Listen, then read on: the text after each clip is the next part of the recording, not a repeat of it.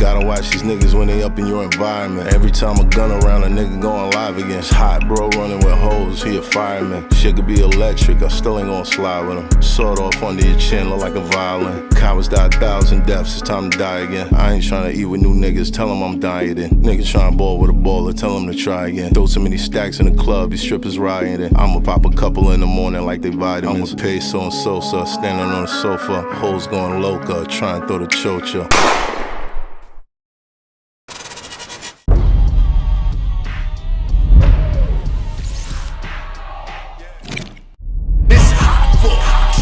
Turn smack rapper, only smack rapper that you know is smack rapper. Okay, let's do this then. Who would be the most likely person that you would point to right now that you would say is an elite? He has an overt amount of power and control in society, and if he wanted to shift things in a direction for the better, he could. Trump. Nope.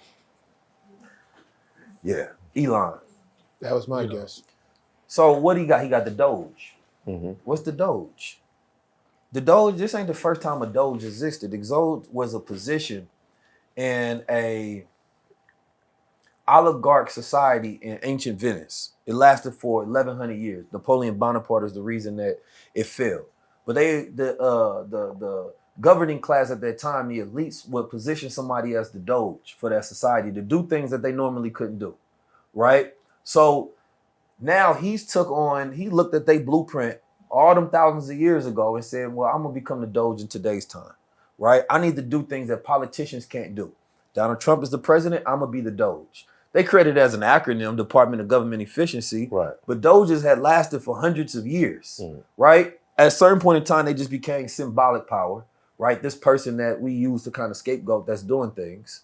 And behind the scenes, you got this shadow government that's running these plays. But right now, he's the Doge of America. But essentially, he's still the USA AID. Well, all of that shit is that's just smoke and mirrors, right? You want to go after the real players. They are running the first 100-day play of the, what's the thing that all the Democrats is mad? The Project 2025. Their playbook is out there, right? They tell you everything that they go do. They just push the bill to protect Christians, right, from Christian bias, right? Like they running every play that they said, Christian nationalism.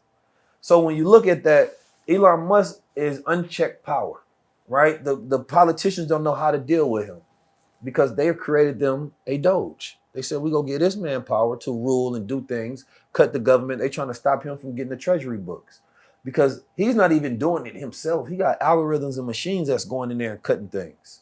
And he's saying this out loud, right? And his plan is very obvious. But instead of the people looking at Elon Musk and saying, man, he's an elite that's controlling things, Elon Musk get out there and points at other elites so you don't look at him. So now he's smart enough to play the game, but he's about transhumanism. He ain't about no Christianity. So you get people like Candace Owens that be like, man, I don't think this dude is with us. I think he's playing the game. He want to put brain chips in everybody. He controls satellites, right, and algorithms. Right, and he controls this picture of the world, and he goes on there and he sparks nationalism, telling them make Europe great again, right? And then he got all his buddies gaslighting the South Africans out there and trying to make them feel like they doing something corrupt because they trying to get their land back.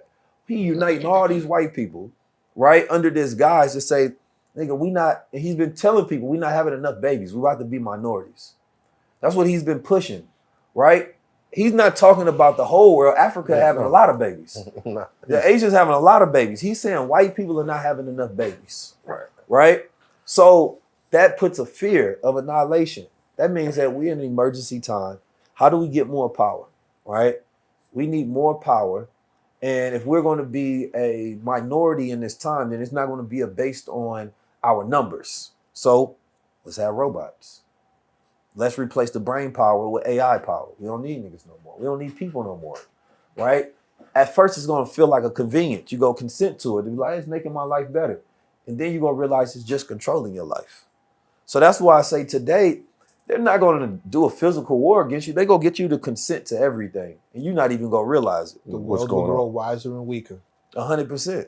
This is the crises that we face. And this is why no amount of boycotting, no amount of DEI, none of those things are going to matter if we don't have our own systems, right? It ain't about who's the hero. It ain't about 19 keys, none of that. It's about, do you have your own system? That's it. So in your opinion, we've come too far to go backwards or to, we have to deal with this now. The Al Sharpton era is dead. It's over. Not even, yes, but...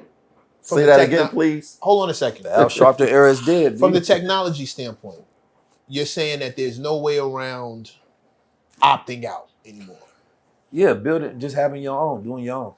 But that's still not opting out. Yeah, it is. It's saying that the technology here, you can't uninvent it. That's what I'm asking. Right? Once it's here, use it, master it. Mm-hmm. Right? Otherwise, it masters you. Right. I put it out there a long time ago, during the 1995 Million Man March, greatest gathering of black men, right, on the planet in one single space peacefully. But what was happening at that same time? They was launching the IPO for the internet at that time. You know what I'm saying? Netscape. Now, we didn't have any knowledge of the internet in a vast amount. We didn't see that as a possible threat, right, to where there was going to be this new grid and new network that's being built out around us. If our parents had knowledge of it, they would have bought internet domains. They would have been millionaires and billionaires today just by buying domain names. Right. But we didn't understand it. So here we are trying to find economic solutions, not realizing like there's a technological revolution that we should be focusing on and investing in, so that once it becomes this big thing, we own a large portion of it. So we've been fighting for consideration, right, inside these things instead of ownership. The only fight is ownership. The only respect, no matter how much diversity groups they make, none of it matters. No matter how much so-called money they deploy or commit to black communities, it don't matter. Because first of all, they know it's coming right back to us. You're going to be grateful, right? Al Sharpton was in Costco was trying to tell people go spend money there because they being nice to us. It's stupid. The only thing that matters is you got to run the same play Elijah Muhammad ran, and power that network up with a digital network now. So what do? Do we have a physical location? No, we already know the play on that. That should just get knocked down. We got a digital grid where everybody connected to. How can we do that? Well, we got blockchains now. At first it was like, bro, this shit is impossible. Now there was a new technology that came out. We look at Bitcoin as just a price. It's a technology. It is one of the greatest technologies ever invented, to where it's unhackable. And it's been unhackable thus far, and all nations around the world tried it. Right. But what does it mean? Decentralization, it's literally the dream of any radical, right? That we can build our own banks, our own systems, our own social platforms, right? And they don't own it. And we can create new type of corporations that's called decentralized autonomous organizations. They call DAOs. It means that if everybody in here decided to be a part of this DAO, you get voting power. So when we say everybody put in, it's $100 million in here. What y'all want to do with it? Then we vote. Then it becomes a meritocracy. We have a full roundtable discussion. And then by the time we done with the conversation, we actually employing dollars to get that done, right? That's building systems. We come around and be like, yo, maybe we don't want to do fan base, right? All right, what is the ideal? What is our ideal platform? Well, now everybody that like the ideal, listen, they voted. We already got the money. We go deploy the money into it. Once it gets hot, everybody else go come. The problem is that we go to their systems and make it hot. But if we have the system, it's already hot. You know what I'm saying? Everybody comes to ours. And we don't realize that, bro, we are the center, but we've made white people the center of our world. And we compare everything to them, not realizing they need us to be in their world in order to make it hot. We ain't going to their restaurants, ain't nobody black cooking. But you put a black chef up there that's award-winning, that know how to shake them seasonings, and I'm in there every day. Right. You feel me? But if you show me this pasty girl up there talking about she the best chef in the world, don't even worry about it. I'm going to a bird restaurant down the street. You can keep your 6, 7, 8, 9 stars. It don't even matter. You feel me? Fuck the Michelin stop. You feel me? Oh, man. I'm going wherever we stop. My man 19 said no pancakes in the kitchen. Yeah, I'm done with it. When you talk about when you talk about blockchain and you talk about Bitcoin, what's your position on BRICS? I mean, that's them saying that we gonna make our own shit. That's all of those countries getting together and saying essentially what black people should be doing. All the countries doing the same thing right now, right? And this is why I study micro and macro trends. So I look at the macro trend. It actually tells you they have the best research groups in the world. So they tell you how to respond to things when something happens. You see what the billionaires do what they do. I don't have a research group that they employ millions and millions of dollars to figure out what's the best method. So BRICS decided to say, okay, how about we just create our own currency? Because during 2020, when the world shut down, we realized our dependency on America was way too high. They put sanctions on Russia. And the other countries got afraid. They like, man, if they go do that to them, then they can threaten us with the same thing. Now Trump is doing that with tariffs, so-called tariff wars, right? Making everything expensive for everybody because all these systems are caught up in the global net. We all depend on each other. The problem is Americans are the biggest consumers on the planet, right? So it does make a threat to people when we say we're going to make it more expensive for them to buy your product. It makes Americans want to spend less on outside entities. Then we're going to incentivize taxes so that we can do reshoring so that companies that's in America are incentivized to keep them here and work here, which I'm with. Right. I think that's smart. I did a tour to some U.S. manufacturers last year, and they was losing business because everybody's going to China because it's cheaper. Right. The problem with American manufacturing is too expensive.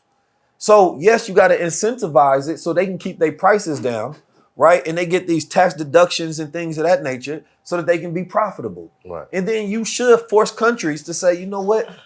If you're going to be making billions of dollars, you have to force factory production out here, right? If Black Americans aren't going to spend a disproportionate amount of our dollar with somebody else, then we need 10% in this. This is the idea of like, that's why you can't fault BLM 100% because there was billions of dollars that went to a lot of people because they forced the play. We got to get away from influence, which is soft power, to force, which is saying that we're not asking y'all got to. What happens if we don't spend no money with you? Like, we be talking to them like we got to be nice. Why people don't talk to each other nicely? Donald Trump up there saying, man, nigga, we're going to make Canada broke and then we're going to take Canada. All right, so he went full Kendrick Lamar. Yeah, that's crazy.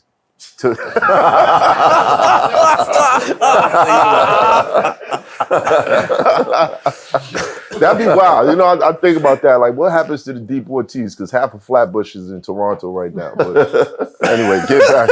Shout out to OVO, man. Yeah, getting past that. How do you recognize the things that are destabilizing us from unifying?